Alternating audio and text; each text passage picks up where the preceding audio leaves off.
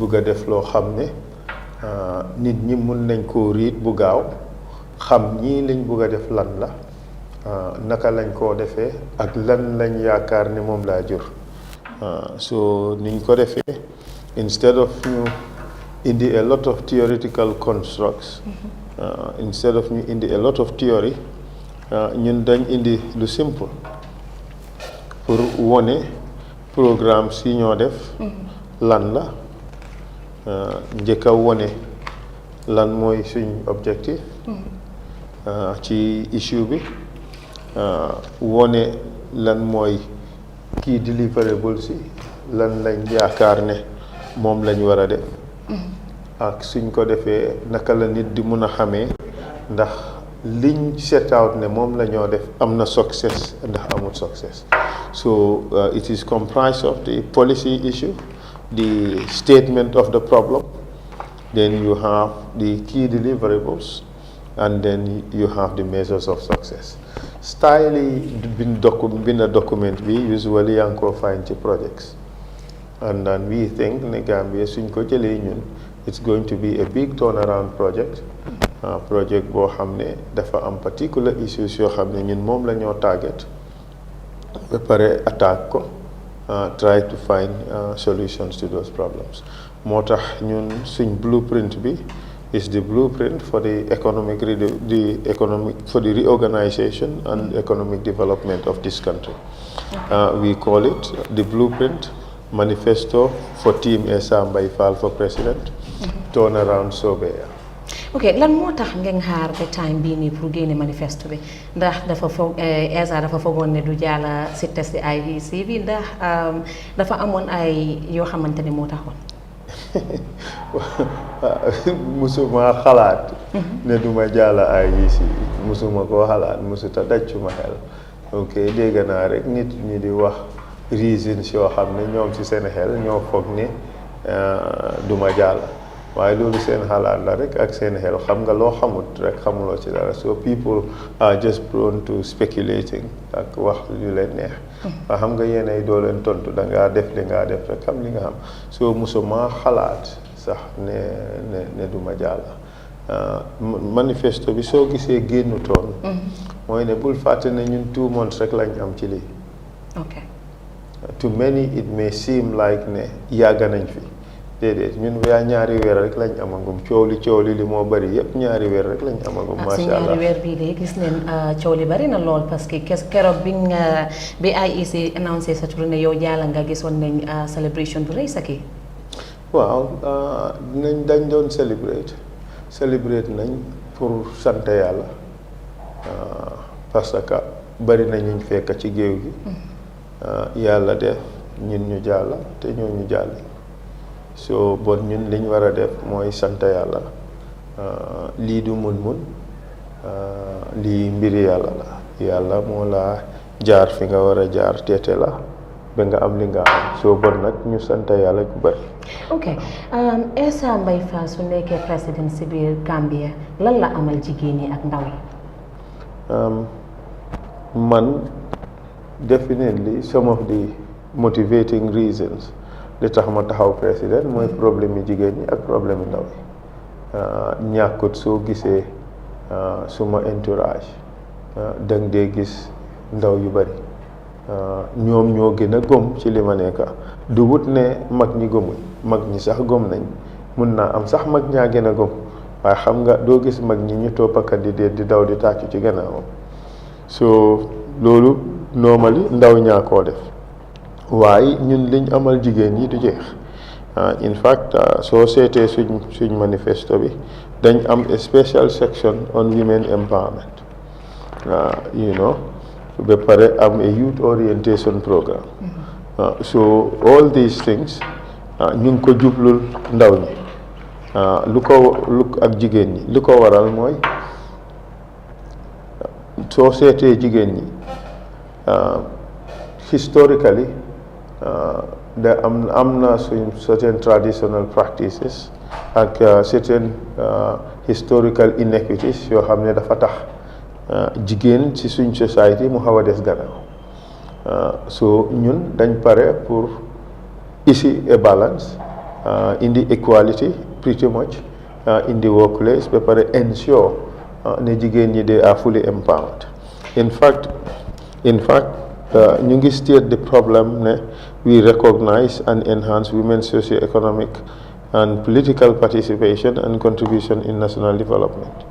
And investing in women's empowerment sets a direct path towards gender equality, poverty eradication, and inclusive economic growth. And I think these are important.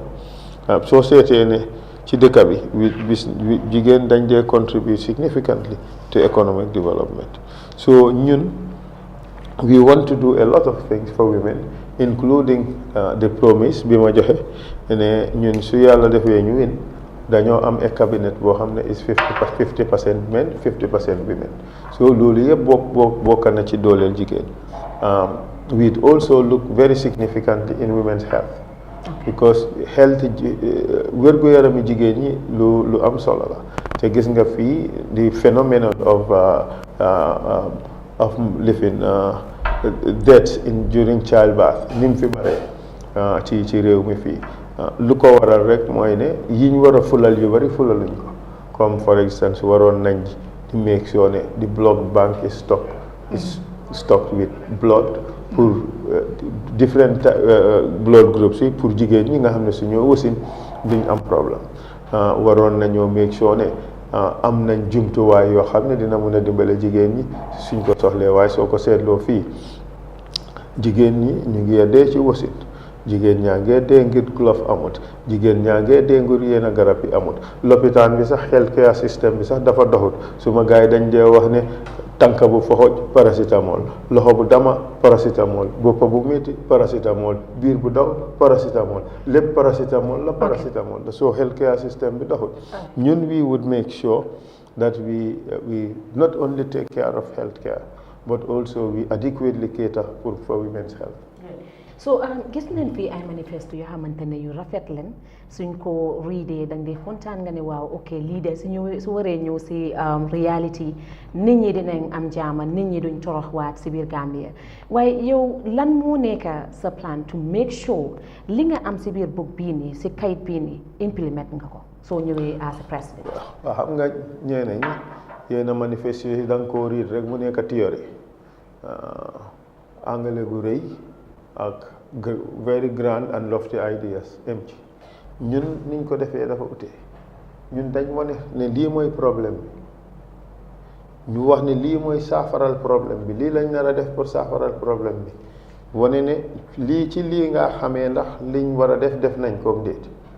soo xam nga bon ñun dañ nar a def moo tax suñ narutoon a def duñ la woon. waaw waaye li nga xam ne ba léegi mu nit mun naa wax ne lii si kayit la nekka implementation bi loolu moo soxal Gambien yi. waaye fi mu nekk kañ li nekk ci kayit la ñoo wax. xanaa kañ su fekkee ne it's so palpably obvious ci kayit gi ne lii is not capable of implementation si nga mun a wax, waaye duñ ñu mun a judge on implementation te eggaaguñ fa.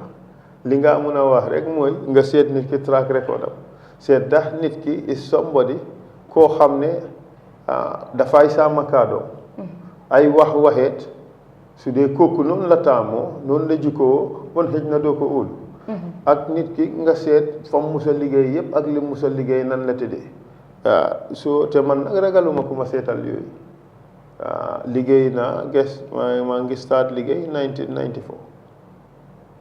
so yaa ngi asoo Gambien si ne lii daal loo xamante ne la is part of your agenda at least soo ñëwee as a president.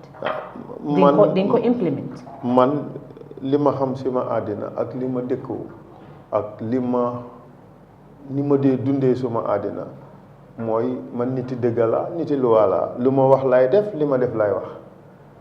man du may waxeet du may sikki sàkka boolewuma fen ci affaire bi. lii is too important pour ñuy naxante. xam naa ne nag dëkk bi marché muusante la waaye man doxuma ci yëfi marché muusante.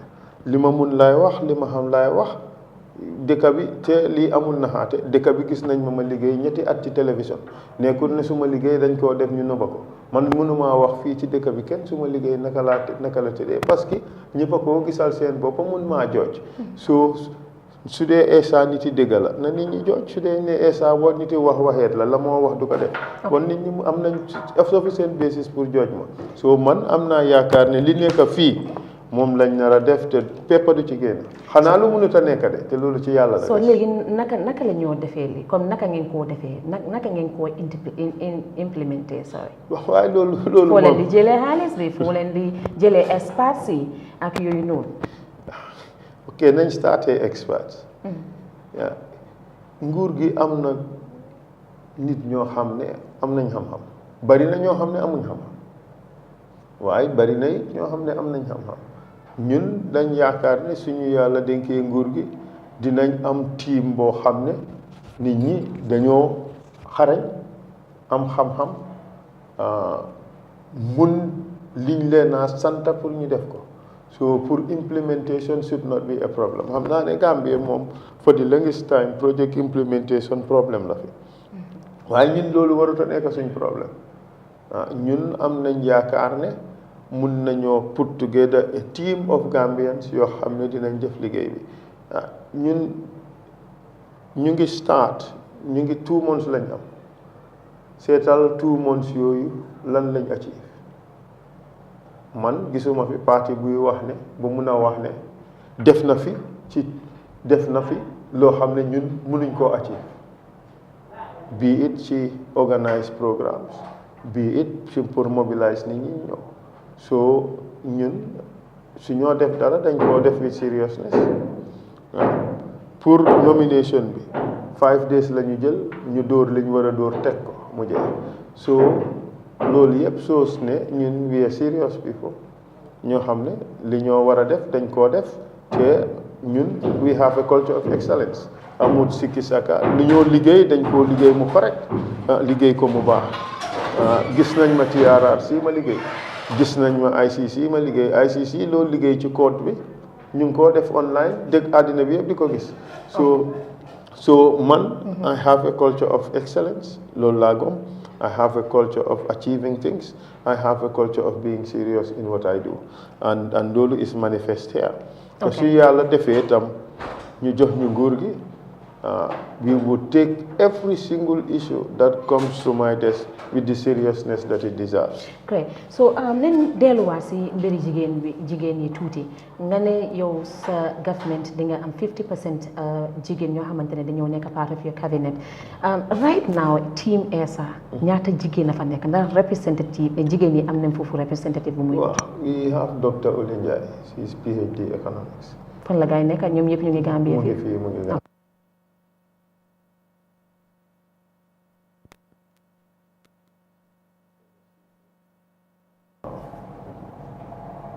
some gender issues, right?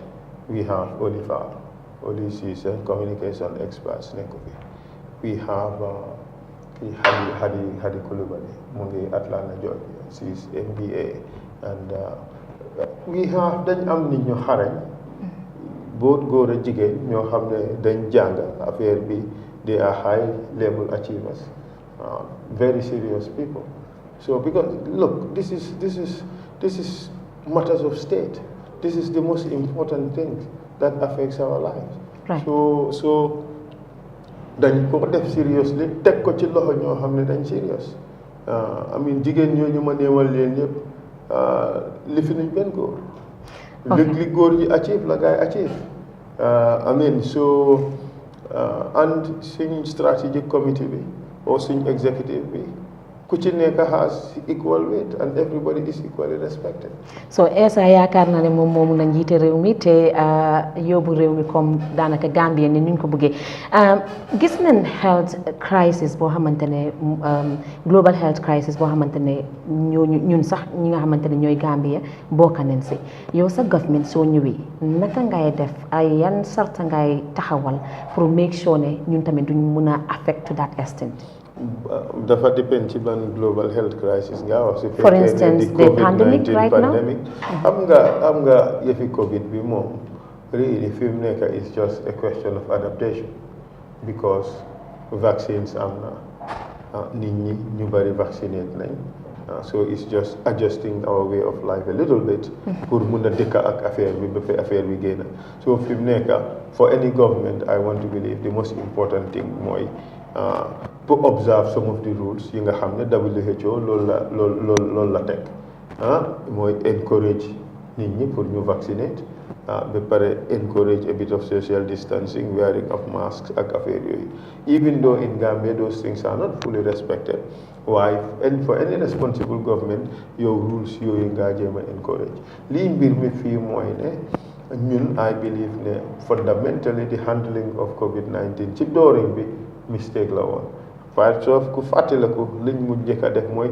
school yi lañ njëkk a tëj even balaa ñoo tëj boode si yow Covid bi egseegul ci dëkk bi nga tëj school si ba pare yaa ngi bàyyi booda yi ñu ngi ne fanga of course with the traffic between Gambia and Senegal fi nga xam ne Covid baa nga fa woon already dina egsi Gambia liñ waroon a def mooy tëj booda si prevent affaire bi pour mu egsi dëkk bi ba keroog bu mu egsee nga door a tëj school si but we put the hard cart before the horse so mbir mi moom so obviously dina tasaaroo ci dëkk bi waaye fi mu nekk I want to believe ne well COVID is still here ñu ngi adapt try to live with it but it's not as bad as ni meloon ci dooring bi ak li fi ni si modèle si liñ prédictoon ne moom laa def in Africa for that matter. xam nga ne pandemic let's say du dee ñëw comme benn bés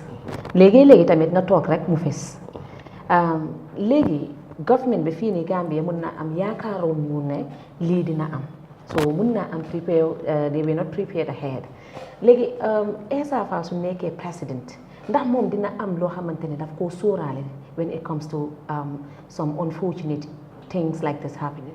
xam nga kenn mënut a predict the occurrence of pandemics like this you know so doo mun a envisage yan disaster mooy afflict sa dëkk su ko nit mënoon na envisage mun koo predict dina jël ci steps pour stop ko nga xam ne du egsi at all waaye a lot of these things are acts of God so yow munoo ci dara waaye am nga loo mën a def mooy fagaru ni nga fagaroo mooy nga am programme yoo xam ne lépp lu mun di ñëw rek di nga mun a seet noo aaree sa bopp and c'est loolu doo ko just guess doo ko just xalaat in a vacuum da ngaa seet fi nga nekk region bi nga nekk lan mooy di most likely disasters yoo xam ne mun naa egsi fii xam nga ñun suñ toogee di plan against cyclone te ñoo xam ne dañuy am cyclone loolu mooy ñàkk a xam-xam ak ñàkk a fula suñ toogee di plan for earthquake ñu xam ne fii is not an earthquake zone loolu tam mooy ñàkk a xam-xam ak ñàkk a fula so sooy plan da nga koo bées ci xam-xam bées ko ci empirical evidence ak information mu óor la ne li nga séntu yàlla tereetu ko mun naa am okay so certain diseases mun naa am xamuloo ban disease la pandemic or epidemic doo dee xam ban la okay so for instance suñ region di nga xalaat ne ay Ebola ak yooyu mun naa am but what you have to do mooy am a disaster or emergency relief system nga xam ne su dara xewee nga mun a am a response waaye soo amul dara den loolu musiba laa nekk am nañ lan moo nekk sorry doguma la sorry lan moo nekk sa of course when it comes to the healthcare system in the country lan moo nekk sa assessment to it lan moo nekk suma sa assessment to the healthcare assessment system yes well perhaps dañu war a wax the lack of it not the existence of it because ñu bari soo waxee dañ laa ne lopitaan bi sax nekkatut hospital it's a hospice fa la nit ñi dem di dem te toog pour xaar pour dee because lopitaan bi ngesi ñu ne la dee na ngosi ñu ne la dee na I mean amul dara su dee lopitaan boo xam ne la biir bu daw ñu ne la paracetamol loxo bu dama ñu ne la paracetamol because that's the only thing they have to offer loolu dafa doy waar dañ war a am proper hospitals dañ am war a am hospitals yu am proper equipment. I mean li ñoo invest in buying vehicles for political campaigns should have been invested in the hospital and invested in the healthcare of the Gambian people. That is what the people need. Could jël $1 billion spend ko in a political campaign is a national calamity, especially in a situation boo xam ne dangaa dem lopitaan glove sax amul nit ñaa ngee dee because of that. Politique ak governance dafa bokk. Man de foogoon naa ne ganaar moo génnee nen te nen tam moo génnee ganaar dafa bokk. waaw dañ bokk di. Politics and governance are interwoven. Governance is as a result of politics. No, when it comes to financing, ndax nguur bi dafa jël xaalis nit ñi dugal ko ci campagne? Man xaw ma ci loolu dara di. xaw ma ci loolu dara waaye li ma la bëgg a wax déedéet man li ma wax dafa leer. Man dama ne ku jël $1 billion def ko ci political campaign xam nga waxuma la fa xaalis boobu jóge. waaw kan mooy jël loolu nag pour dugal ko ci campagne. waaye bul dof la. déedéet. waaw xam nga junja doy na borom xel man dama ne. déet waaye nañ leer parce que Gambien yi ñoo nekk di seetaan. fii amul dara lu fi lëndëm. nay leer kon. déedéet kan mooy jël li ma wax dafa set. This is pretty obvious dama ne. Man duma jël $1 billion def ko in a political campaign. I'd rather invest that money in the welfare of the Gambian people. And I think it is bad and stupid politics to take all that money and invest it in a political campaign when the people are suffering.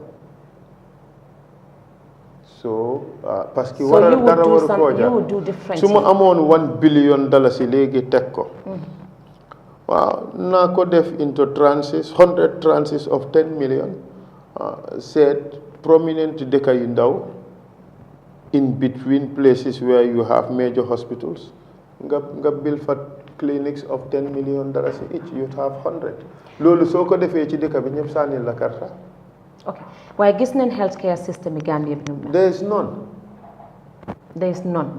so yow fan nga fii ku feebar bu serious Dakar la dem faju ji soo santee yàlla am nga njaboot goo xam ne mun nañ laa yóbbu bitim réew fu dul Sénégal waaw mbite nga dem private clinic. waaw and la ngaa fay pour private clinic maara day taale kenn mënu ko. so léegi ndax xaalis bi mu fa nekkuñ di ko invest in the right places ndax xaalis bi moo amul. misplaced priorities la. pour man balaa ngaa jël $600 million def ko office of the president man I don't know what they are busy buying with $600 million. It's not little money by any standards. We are talking about 10 million euros for office of the president. To do what? I don't understand it. When the people are suffering, 10 million, def bena 40-something million say for tourism. It's misplaced priorities. It is not looking after the things that benefit the people. Mooy rek ku ràcca tey sa kanam bem ne dëla nga fàtte ni ci def. so léegi yoon fan nga foog ne problème bi foofu la jóge. xam nga man fa ñoo séedee xaalis man fekkeewu ma ko de waaye it does not matter fu mu jóge parce que executive bi mooy make the proposal executive bi mooy yóbbu appropriation bill in parliament ne xaalis bi yaakaar ne moom la ñoo am nangam la lii bugga nañ koo dugal fii lii dugal ko fële lii dugal ko fële lii dugal ko fële parliamentarian si discuss ñu agree mbaa ñu wecci ñu jalgati ak affaire yooyu waaye appropriation bill bi comes from the executive so su executive bi ràccee tey seen kanam fàtte askan wi musiba la. so fu mu nekk nii dafa mel ni système bi daal doxut si yow léegi. déedéet du ci man de. si man système bi dafa doxut pour askan wi. pour askan wi Gambian people bi everybody is crying. léegi askan wi man li ma dee wax mooy. ku jooyut rek dafa joxewul dépasse mbaa demut marché. ok askan wi ñoo la nekk di seetaan léegi fu mu nekk nii yow léegi waxal askan wi ñoo xamante ne ñu laa seetaan yow suñ la joxee seen carte comme December 4 lan nga mën a def differently loo xamante ne current or present government bi ñu ngi koo def. yow de. dañu bëgg a xam rek. yow moom. li ma mën a def differently ak this government. and you think there is basis for comparison. kon bon yow loo amal réew mi. waaye it's not comparison but yaa ngi laajte réew mi fu mu nekk nii soo léegi dañu bëgg a xam. waaye foo xam ne dara doxut. loo xam ne dara doxut dara jaarut yoon li faa jaar yoon kenn gisu ko. kuñ dénk nguur loolu yomba naa wax de. kuñ dénk nguur ba ngaa jël nguur poti diwlin $7 4.5 years later mu nekk $23 ba $25 poti diwtiir from $10 to $35 poti maalo from $10 from $5 rather to $10 nga toog ba mbindaan yi di feye ko 3 times li police yi feye ko musiba am na de. waaye léegi si healthcare system bi lañ focus am parce que Gambien yi fu ñu nekk nii comme noo ko waxee suñu demee si lopitaan yi amuñ dara lu ñoo fekk foofu noonu garab amut. yaa ko wax de dëkk d'accord nga. déet yaa ko wax fii. waaw bon dafa d'accord nga ci de. d'accord wax la de d'accord ma si loolu waxuma ci dara. waa léegi. waaye ñun ñëpp xam nañ ne loolu affaire bi. waaw yow loolu nga ko Essa moo ko wax man waxuma ko soo léegi pour dellu rek si.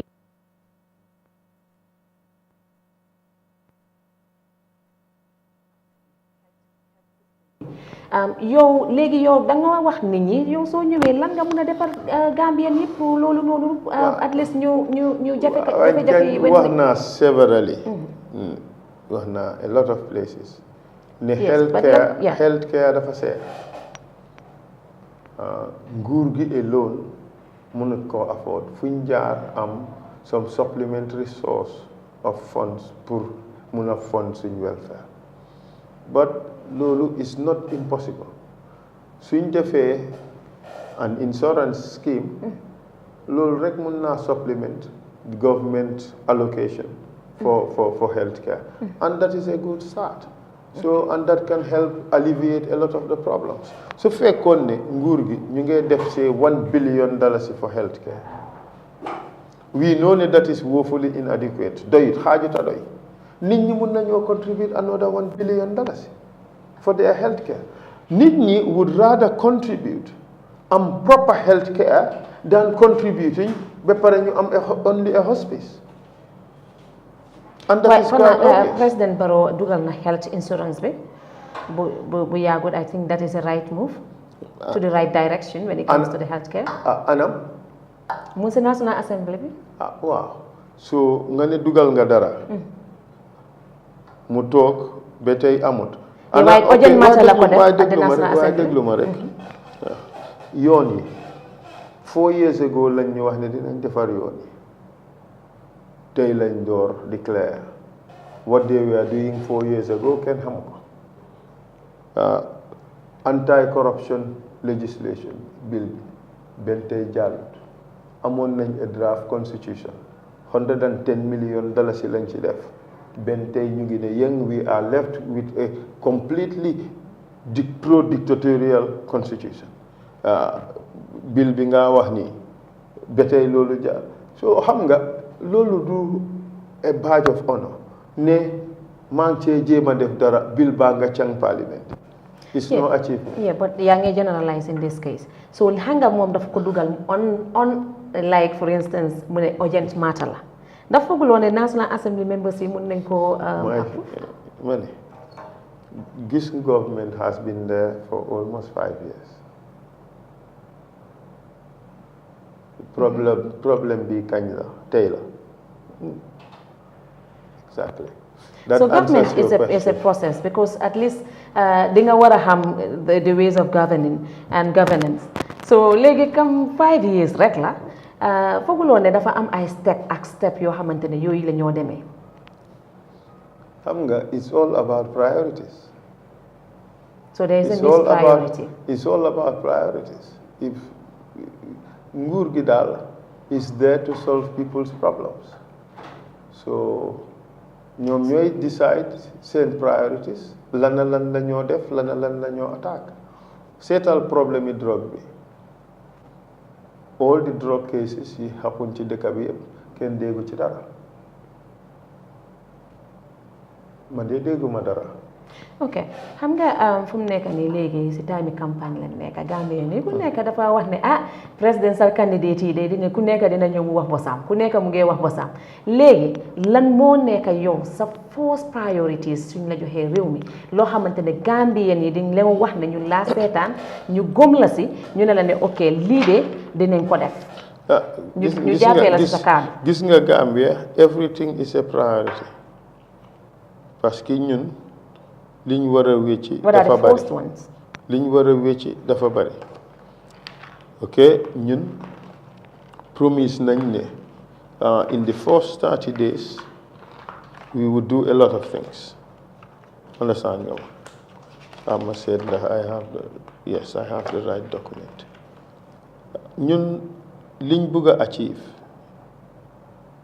in the first 5 years of our election mooy first nañ fi daaxa ay mbir nañ fi daaxa sàcca daaxa fi corruption daaxa fi yàqa nañ fi daaxa poverty daaxa fi retrogression daaxa fi indignity daaxa fi incompetence indifference ak negligence daaxa fi degraded services demoralized workers and patronizing government daaxa fi dysfunctional culture of begging and dependency on foreign aid and charity loolu bëgg nañ ko fee daaxa. Essa lii bari na de. waaye lii yëpp mu ngi fi di. dafa ngeen ne di ngeen ko mën a def yëpp si first priorities. waaw lii yëpp mun nañ koo def. lii yëpp war nañ koo mën a def parce que. ñun bëgg nañoo double GDP in Gambia xam nga ni Sénégal ñun suñ GDP is $787. so léegi naka la ñoo achieve yi. waaw déglu rek there are a lot of things that one could do to achieve all this xam nga pour génne fi theft corruption ak waste loolu certain basic intervention rek ngaa def mun koo wàññi ba ultimately nga daaxa ko completely pour daaxa ko completely you need attitudinal change parce que corruption is basically ingrained in our society waaye mun nañ koo génnee mun nañ koo wàññi. naka lañ koo génnee. waaw xam nga there are lots of interventions first thing parce que corruption pour man dafa nekk a 7-headed animal foo jaar daga lépp mu door a dee so you need multi-pronged intervention so di nga am some sociological interventions di nga am some strictly legal intervention and di nga am some policing interventions so ni nga def mooy pour nga fight corruption first of all you have to attack the root causes lan moo tax nit ñi corrupt ñun fii su dee da nga jël police solal ko uniforme taxawal ko ci tali bi with all the risks ba pare fay ko 1500 xam nga ne kooku su ko ne ko nit ne ko am dépasse ngi nii dina ko jël so yow kooku ñooñu dañu war a augment seen salaries ba nga xam ne dafa reduce the incentive pour ñuy war a jël bribes. 2, you have to give them training pour ñu xam the impact of this corruption on society li moo cost society. 3 mooy nga introduce measures yoo xam ne li doon nëbbu dina feeñ parce que corruption can only fester su fekkee ne mu ngi am ci lu nëbbu loo xam ne moom laa xewee kenn du ko gis so in the transparency it is difficult for corruption take place so loolu dina ko reduce ba pare nga indi system of reporting boo xam ne di nga ab whistleblower incentives yoo xam ne dafaa tax parce que ñun suñ fii kenn du weer sa morom but you should have incentives yoo xam ne nit ñi dinañ paree wax su fekkee ne xew na parce que su ñëpp noppee ko bon dafaa continuer di xew so foo jaar incentivize ñi nga xam ne ñoo koo wax ba pare foo jaar put in place whistleblower schemes yoo xam ne ñiy wax dinañ leen protect parce que ku ñëw war a weer boosam dina ragal ndax duñ ko daaxa ci liggéey ndax duñ ko salaire am ak yu demee noonu ndax duñ ko punish ci liggéey bi yooyu so foo jaar am schemes yooyu look this thing is not rocket science lii ñun ñëpp xam nañ I have done it several times jàngale naa anti-corruption in Eastern Europe and all that. But the important thing mooy di am the political will suñ njiit yi daf leen naa war a jaral ñu def ko te kooku nag njiit ba koo def dafa fekk kenn du lay jox de su dee da ngay jël doo ko mën a def de because you'd already be holding. So moo tax ñun joxe nañ 100% commitment ne this is one of the things yoo xam ne dinañ ko attack and we would deal with it. Is Essa Faal in calling for system change ndax yow tamit bokk na si ñoo xamante ne ñu ne système bi baaxul te foog ñu sanse ko. Well xam nga system change is just a term of art. There is nothing really significantly telling about it. Yes, it has to be a system change, meaning we have to, we have to do a turnaround. All right? Maybe even the system does not need a change. Maybe it is us who need to change. Maybe also one can say the system. So maybe so this is just a term of art, okay? But the significant mean we have to change the way we do things. Duñ jël jiital ñu ñaaka xam-xam ba pare yaakaar ne suñ dëkk bi dina dem man gisuma ci àddina foo xam ne ñàkk dëkk boo xam ne ñu ñàkk xam-xam ñoo ko yóbbu gisuma dëkk boo xam ne ñu ngi ko rate as one of the worst places in the world to do business mu nekk di thrive man gisuma loolu.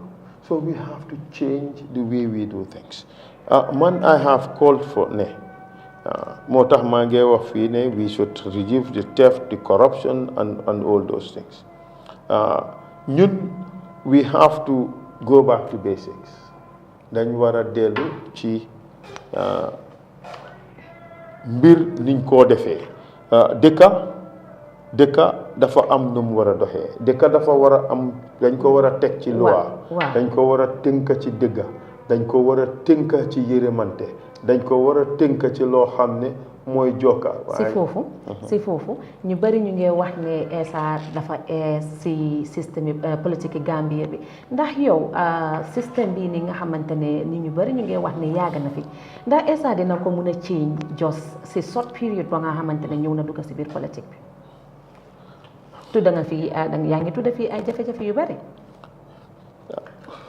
su ma yaakaarutoon ne mun naa koo change duma ci dugga in the first place parce que utuma pour nax kenn I have other things I could be doing which yoo xam ne dinaa ko enjoy te duma ci coono li ma dee gën a enjoy sax mooy teaching I enjoy teaching so perhaps maybe ci deret ji la so I could do a lot of teaching and enjoy ko ba bugga dee so duma nekk ci loo xam ne dama ndax suma bopp amut solo ñun dama dugga ci lii because I see ne I can make a huge difference musuma dugga ci liggéey boo xam ne joxewuma si suma kéemtalaay kàttan moo tax yàlla dafa def ci fépp fu ma dem star laa fa def naa perform naa significantly enough pour earn respect of the people ñu ma fa fekka fépp fu ma dem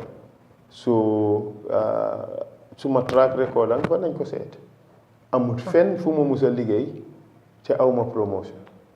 ok so léegi fu mu nekk nii yin lim nga fii nii lu bari loo xamante ne nga ne mu ngi affect Gambien si te yow soo ñëwee yaakaar nga ne mun ngaa génnee li waaye ba tey comme lu ma la laajte rek ñu bari dañoo wax ne Essa mu ngi doog a ñëw si biir système bi Essa mu ngi doog a ñëw si biir politique bi te jafe-jafe yi bari nañ torop te yàgg nañ fi ndax Essa dina ko mun a génne si jos juuri at yoo xamante ne mu ngi ko dugal léegi nii.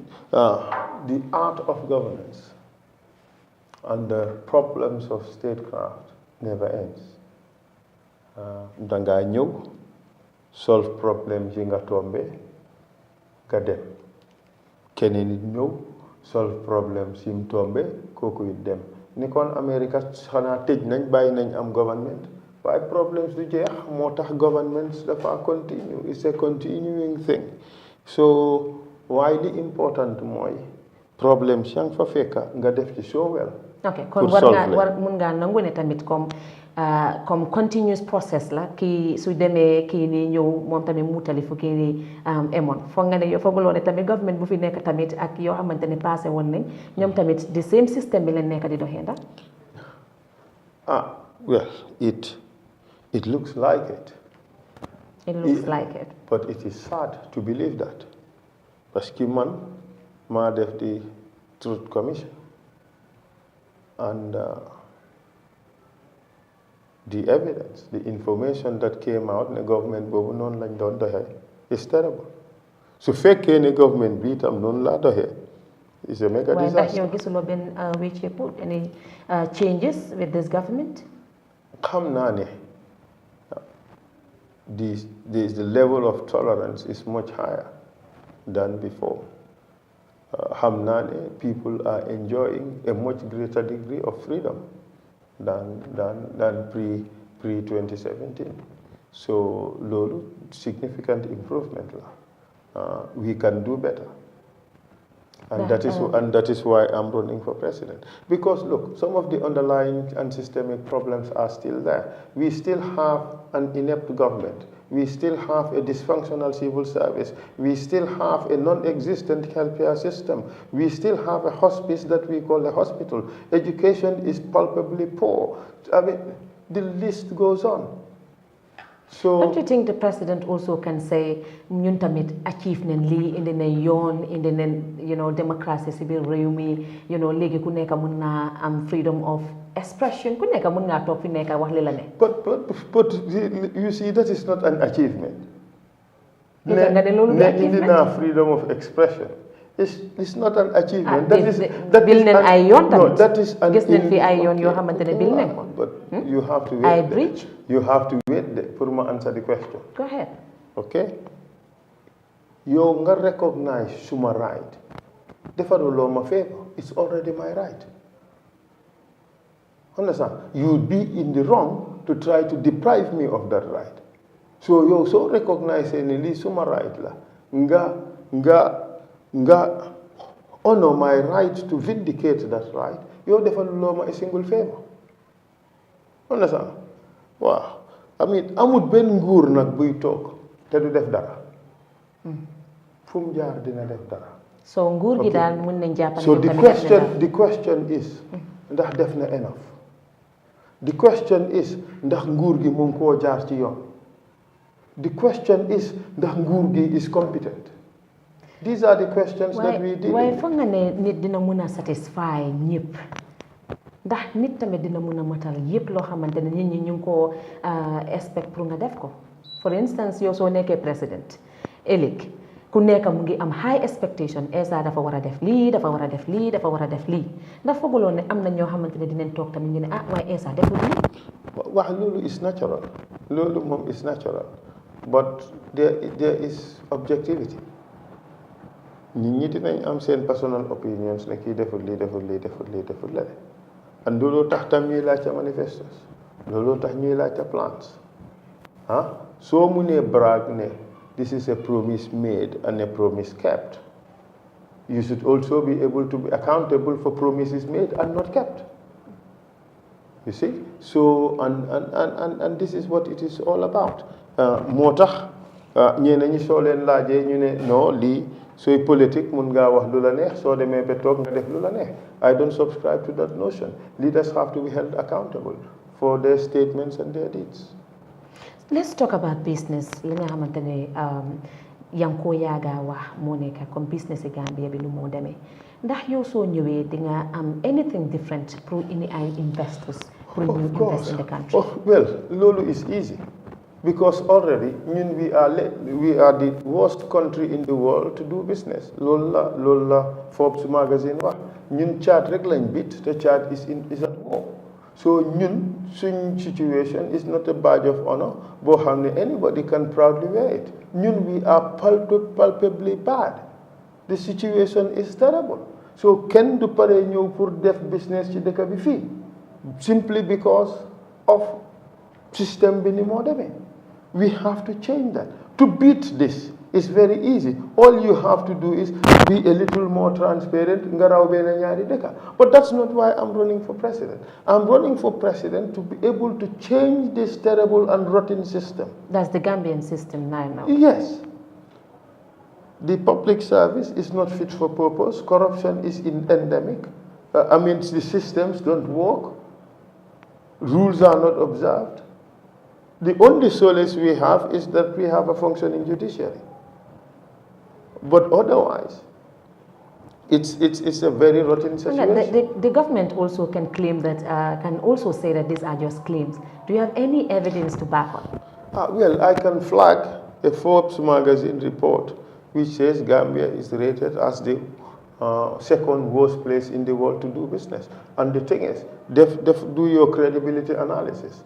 Forbes magazine is one of the most respected magazines in the world. Yes, it is. Jangha, affaire bi leen la de. Ñi ko yëg ñi ko yëg. Show me a big new business or a big new investment in Gambia. If it's not a cowboy investment, it's not from a reputable institution. Léegi fu mu toll nii ndax Essa am na koo xamante ne mu ngi ko waxtaanal si affaire coalition dégg nañ ay rumors yoo xamante ne moo nekk affaire Halifa Sallah ne yaa ngi am ay talks with them. How true is this? Look, everybody knows ne suñ dëkk bi mu ngi nekk situation boo xam ne dafa critical. Xam naa ne 80% of Gambian people want change. It's a question of what change they would have. But to me, 80% want change. Okay? Some want change towards party A, others want change to bring in party B, others want change to bring in party C or candidate D. Okay? But the current political arrangement with Moi, you have raw gadu in elections. And that is in fact one of the principal reasons why constitution buñ jaay xeex liggéey ko spend $110 million ñu sànni ko in the gutter simply because so we have this situation of raw gadu. So mun nga am 19% or 20% sax nga win election.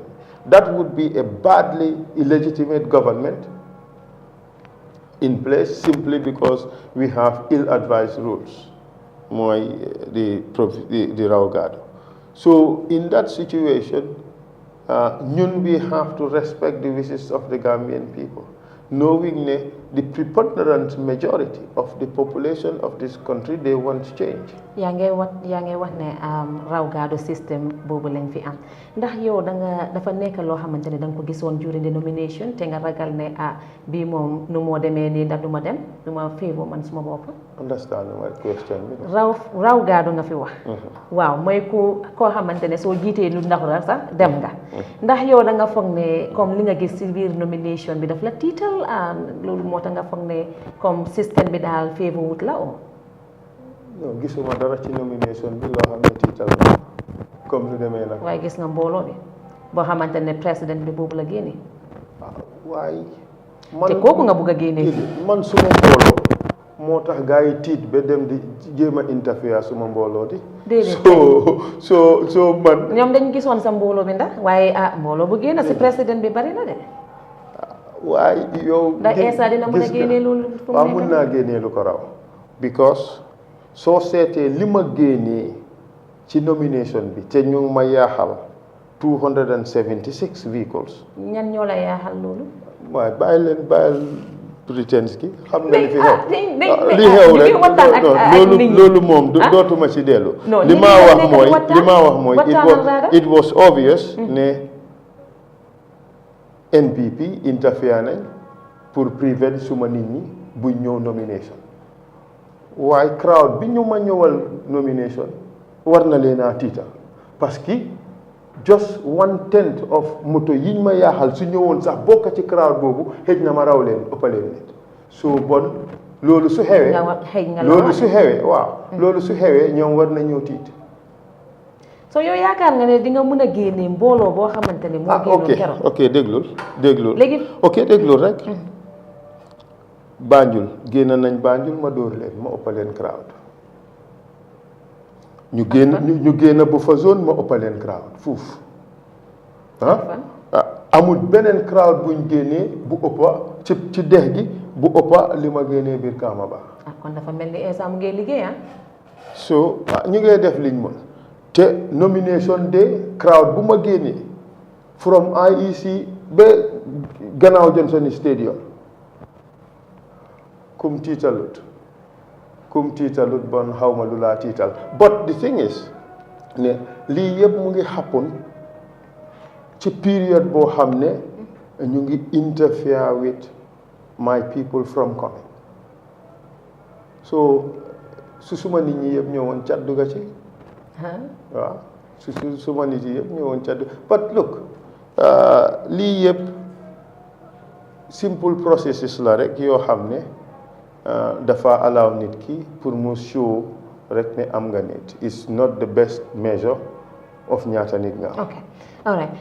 Just for the sake of time pour ñu move on quickly and bëgg nañ dugg ci campagne bi tamit yow li nga dem nga xamante ne yoon yoo xamante ne yooyu nga teeral waaye before that dañoo dugg ci affaire coalition. Do you have any intention of having any kind of coalition with any other people or political aspirations? maa ngi doon ñëw ci loolu maa ngi wax ne I think it behoves every political leader, every candidate pour mu consider joining with others pour ñu mun a effect a change because won naa la ne the system of raw gaadu bi ñu am anybody can win. Any one of these candidates can win simply because 6 nit la okay 1 million votes, just a little under 1 million votes, okay su ku nekk amee 300 and something thousand rek mbir mi door na di jaxasoo. Any one of them could win. So moo tax dafa risky pour ñun mi nga xam ne ñu ngi clamor for system change. So you're open for coalition?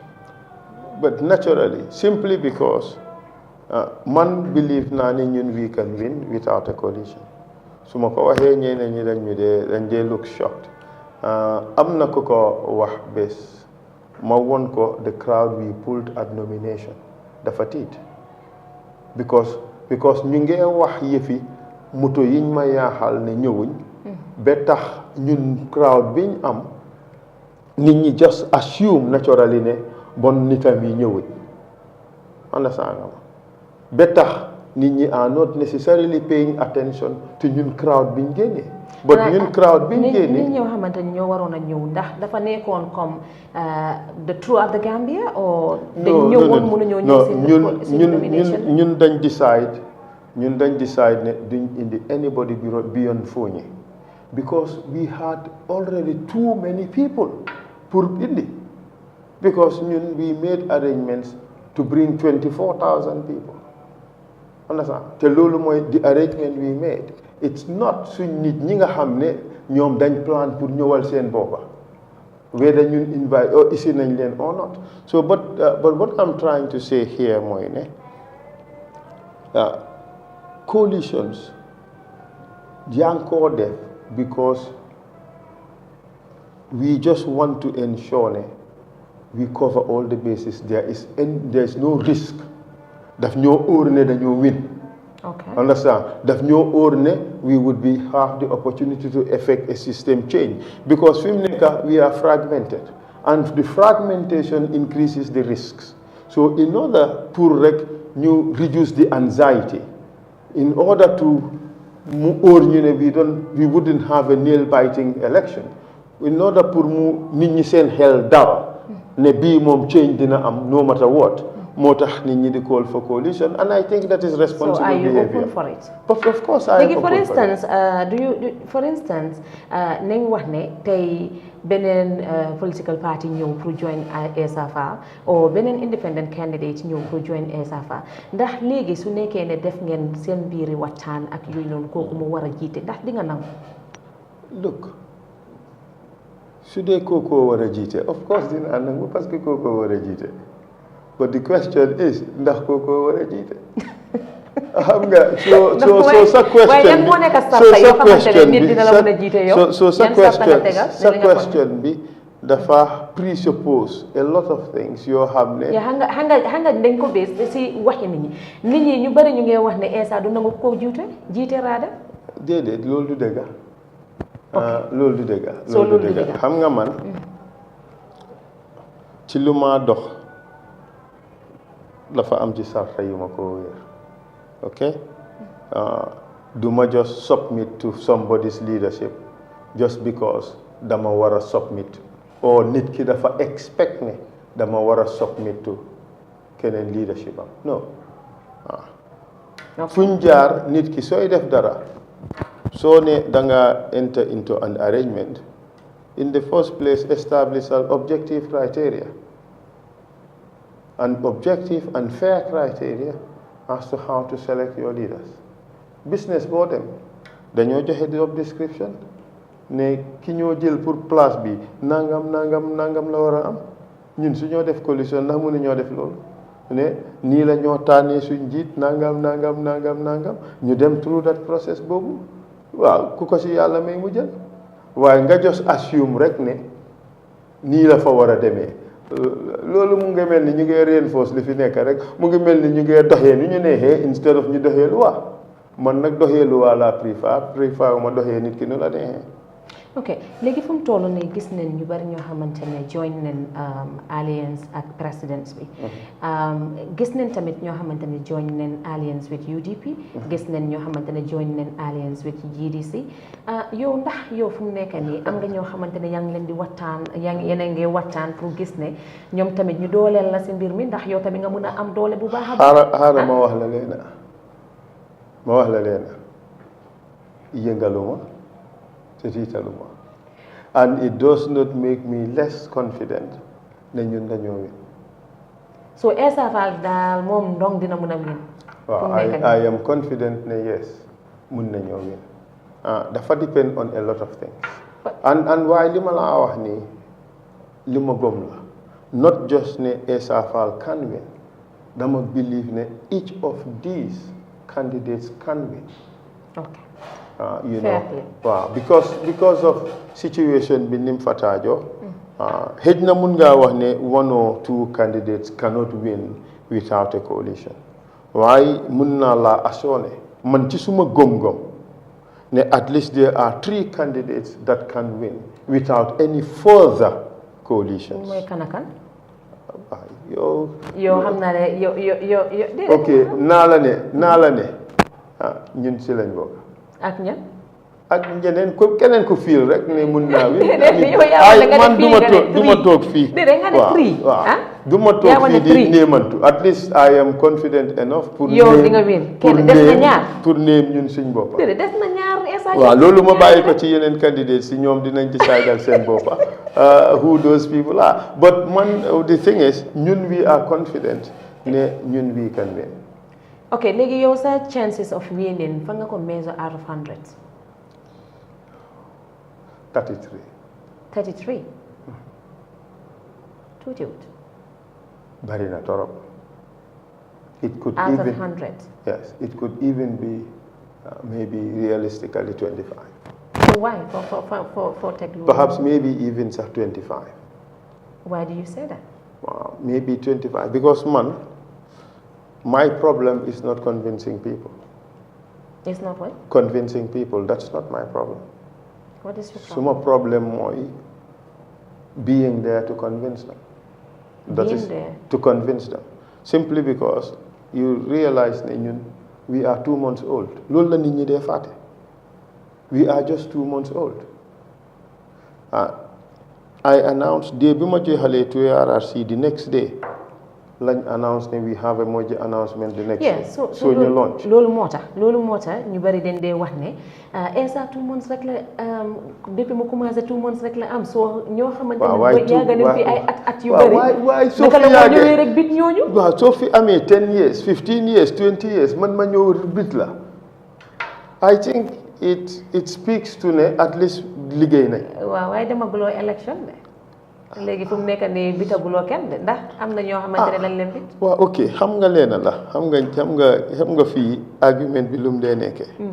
nit ki dafa raise this argument nga raise a similar argument den ñu ne la non waaye yow defaguloo lii waaye ñoom it defaguñ ko di xam nga élection amut ku ci nekk li nga am pour wone mooy li nga jot a liggéey. waaw waaye most of the parties yoo xamante ne ñooñu ngay. waaye ñooñu ñëpp dem elections ñëpp a fail di. UDP never won a national election. GDC never won a national elections. PDOIS never won a national elections. NUP never won a national elections. Essa Faal never won a national election. So we are all on the same footing. Why am nañ base de? Why kan moo amul base xam nga this notion of base. yow tamit léegi am nga base fu mu nekk nii. But of course su ma amutoon base du ma nekk fi ma nekk nii su fekkee ne gars yi dañoo génnee nit man génnee wu ma nit nga ne kii amul base waaye nga ñëw feesal place ma ñëw double ko feesal man ñun dañ ñëw feesal ba fa zone so when we did Banjul ñu ne non this is not possible kii naka la mun a feesal foofu noonu te tombé am na ñu fa just jógee few days before. ñan ñoo fa jógee woon. It doesn't matter any political observer would know am na ñu fa nekkoon just before ñëw gis nañ seen performance ñun ñu ñëw feesal place bi ñu ne non lii nii lay fa fii la xari jaar fële la béyi jaar non lii planut ko few days time 4 months la ko plan 5 days lañ ko plan ñu dóor Banjul mu fees del in 1 month am nga yaakaar ne Banjul win nga foofu noonu ba pare. déedéet waxuma loolu I won't be so presumptuous to say that waaye xam naa ne we will perform well. in Banjul we would everywhere in the country we will perform well xanaa fuñ demut nga xam ne because of time constraints mënuñ faa egga waaye fépp a fuñ egga we doing well xam nga soo toogee fii nga gëm ne Essa du mun a popular in Dingiraay moo tax ñu dem Gambi Saara dëkk bi yëpp waaru ne ñii naka lañ mu ne génnee nit ñi yëpp Gambi Saara ñu dem biir Kaamaba dëkk bi yëpp waaru ci naka lañ mu ne génnee nit yooyu yëpp biir Kaamaba. ok léegi fu mu nekk nii ñu ngi wax affaire time mata yaa ngi wax affaire time fu mu nekk nii léegi gis nañ ñoo xamante ne dugg nañ si campagne bi already gis nañ président Barrow démb commencé nañ gis nañ UDP tamit mun naa am tey au ëllëg la ñu commencé gis nañ doy of course doy tamit moom su bu nekk nii moom tamit commencé na léegi Essa Faal daal ñu ne Essa mu ngi noppeeku yow kañ ngay def. waaw waaye loolu la nit ñi. xam nga fii lu bari assumption la rek parce que loo xamuloo ko ñun suñ campagne bi we doing it differently. naka ngeen ko defee ñun we are not carrying crowds with us xam nga loolu dafa joxe a false sense of security. so léegi kan moo dee carry crowds. non man waxuma turi kenn. waxuma système bi kenn déedéet man dawuma dara damaa wax ne man lii lay def ñëwuma fi pour tuumal keneen ñëwuma fi pour sànni keneen xeer ñëwuma fi pour waxal keneen lu ñaaw man suma bopp laay waxal ne ñun nangam la ñoo def am not ñun dem nañ fi on a nationwide tour ñëwaat quietly and we achieve big things si lañ def di Brikama ba rally. so yow kañ ngay commencé yow sa campagne bi. ñun commencé nañ. commencé ngeen kañ ngeen commencé.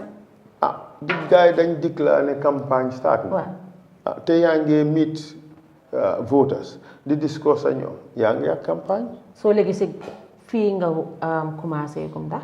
si biir kombo ji su fekkee li nga laajte mooy ndax tegu nañ ci tali bi di wër dëkk bi loolu dinañ start. suba xanaa yéen si house to house kon ngeen nekk. non xam ngeen la xam nga. politics dafa yaatu te ku ci nekk am na nu la yàlla may lii tax ngay am nit ñi ñoo support la so sant yàlla ñun ñu ngi sant yàlla ci li ñoo gis ñu ngi sant yàlla ci li ñoo am we cannot convince everybody te ñëpp duñ ñu mun a bugga yàlla bu ñu ñëpp bugga sax parce que loolu is a disaster waaye mun naa la assoone ñu ngi try te fi nit ñi yaakaaree ne foofu duñ fa try we doing very well. Let me just show you nominations yi ñun sonaluñ suñ boppa wax naa la ne 5 days lañ am all the signatures we needed 5,000 signatures dañ dem biir Camara génnee 4,000 mu jeex. c'est ça. so affaire yi nit ñi li nekk ci ground bi danga am pour bokk ci mun koo understand. waaw léegi yow su nekkee ne ëllëg ngeen di commencé seen campagne bi propre fan ngeen koo commencé ak naka ngeen koo defee. waaw IEC publish nañ itinéraire yi so ñun dinañ starté North Bank ñu wëri ñëw so time bi ñoo egsi. toppam gannaaw président Barrow mooy rek. déedéet ñun toppuñ gannaaw bi kenn. waaw moom foofu la jaar na. foofu du yoon foog naa yoon la waaye si gannaawam la ba tey. déedéet moom romb na nga ñëw si gannaaw. non demeewul noonu. demeewul noonu. non waaye léegi naka la demee léegi. xam nga itinéraire si da ngeen a dem IEC ku ci nekk indi sa plan. su ko defee ñu négocier. ok so kii ne fii laa jaar bés sàngam ba bés sàngam kii ne man fii laay dem bés sàngam ba bés sàngam kii ne fii laay dem bés sàngam ba bés sàngam ok so assuming ne moom mu ngi jaar fii loolu ba talaata man mun naa faa dem ajuma samedi so it's not yëfi toppante ak affaire yooyu am nga pour man loolu is too cheap the important thing mooy ñu take lii seriously ne xam nga this is part of the democracy the democratic process of this country. This is part of the legitimate processes of selecting a leader. We have to take it seriously. All right. Now, on a final note, time bi fu mu nekk nii jeex na tak ñu ngi sàcc si leneen tamit léegi fu mu nekk nii xam nañ ñu bari dañ dee wax ne election daf dee bari tension te xam nañ ne comme noo ko waxee da nga am ñoo xamante ne ñun la toppa te si time campagne lañ nekk what are some of the key advices yoo xamante ne danga ko amal pour sa supporters yi and all the Gambians pour ñu dugg si biir campagne bi si jaama génn si ak election bi tamit ku wéen ñoo xam ne waaw lii moom yàlla loolu la dogal.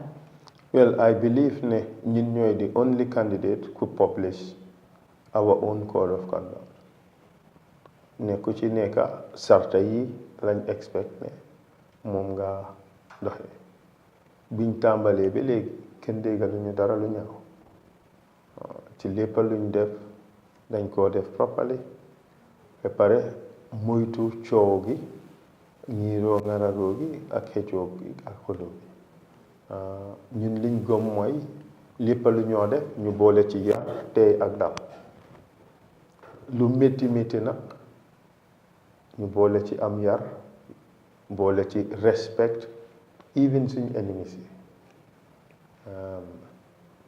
looy waxal kilifa nga bàyyi ci sa xel xam lan la et pare moytu tooñ ragaluñ dara tooñ rek lañ ragal yàlla nañu ci yàlla musal parce que tooñ baaxut waaye every game dafa am rules te ñun suñ nit ñi school nañ leen ci rules yooyu ok ëllëg bu soobee yàlla dinañ sign the pledge to conduct ourselves so peacefully for elections sign the code of conduct for elections boo xam ne National Democratic Institute moo ko promote te gëm naa ni candidates yi yëpp dinañ sign so man whether loolu am na oo amut képp a ko xam suñ campagne bi lim laa wax mooy balaa ñoo génne suñ kër dinañ ñaan ci yàlla mu aar ñu protect ñu teg ñu ci yoon li ñoo uti ñu am ba pare ñu aida everybody again pour am yar tey ak cëral nit képp kuñ taseel ci trafic bi ñu cëral la képp kuñ taseel ci campagne bi ñu cëral la man képp ku ma xam-xam ne ci loolu laay dox respect nit cëral nit dafa doon li important loo xam ne man dama ko value foo dégg ñu ne Essa mer na injustice a fa nekk moo tax so man suma campagne bi ñëpp lañ dee sensitise ci loolu te balaañ dee génn every single person lañ dee advise about the issue of respect, about the issue of how we comport ourselves and so forth. So moo tax ñun am naa yaakaar ne suñ nit ñi dinañ contrôle seen boppa dinañ def li war léegi-léeg nag nit make mistake xam nga parce que in politics xam nga léegi-léeg tension si high so fu loolu amee dañ dee koosoon suñ nit ñi yëpp pour ñu ànd ak tey ak dal you know fii suñ dëkka la ñun ñëpp benn lañ waaw am na lu ñuy xëccoo waaye du ne ñi ko xëccoo dañ bon déedéet am nañ disagreements alright waaye ñi ko xëccoo ñëpp man gëm naa ne bugga seen réew moo tax ñuy koo xëccoo ñoom ñëpp xam man foog naa ne ñoom ñëpp gëm ni ku ci nekk gëm na ne dina def liggéey bi ku ci ne dina éenee dëkk bi lu baax man gëm naa loolu waaye terewut fuñ jaar xëccoo ndax nit ñi mun a tànn ki leen gënal waaye nekkut ne nit ki yaa ngi xëccoo moom rek soo dee foo dafa war a nekk sa ennemi man kenn ci ñoom du suma ennemi kenn ci ñoom du suma ennemi jàppeewuma ci kenn ennemi képp ku ma ci taseel tey laa gën a jox cër noonu laa mel nag ku ma ci taseel tey laa gën a jox cër. alright jërëjëf fu mu nekk nii time bi jeex na di wax Gambien si nga xamante ne ñu ngi seetaan ñoo xamante ne ñu ngi si biir réew mi ak ñoo xamante ne nekkuñ si biir réew mi ñu ngi si biti ni leen wax ne jërë ngeen jëf si seen seetaan bu baax bi te di leen dalal rek di leen wax ne next time incha allah dinañ fi ñëwaat si special edition waat fii si Eyeafrica TV jërë ngeen jëf.